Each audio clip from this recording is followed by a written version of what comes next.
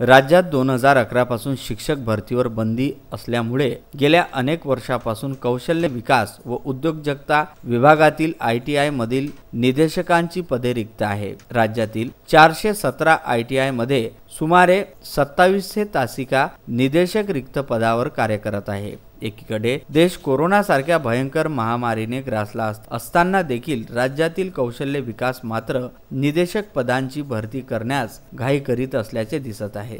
अशा स्थितीत तासिका निदेशकांच्या न्यायासाठी आता महाराष्ट्र ITI निदेशक संघर्ष समिती लढा देत आहे।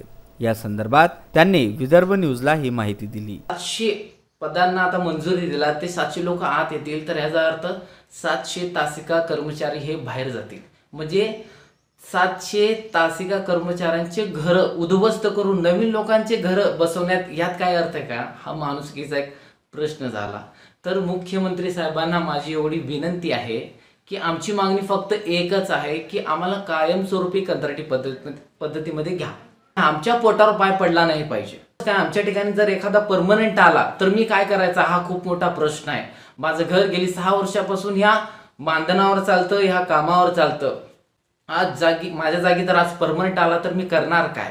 म्हणून मुख्यमंत्री साहेबांना आणि या शासनाकडे आमची एकच विनंती आहे की भरतीच्या अगोदर, आमचा भरतीला विरोध नाही पण भरतीच्या अगोदर आमचा निर्णय झाला। चांदूर रेल्वे येथून विदर्भ न्यूज करिता बंडू आठवले व राजू शिवणकर।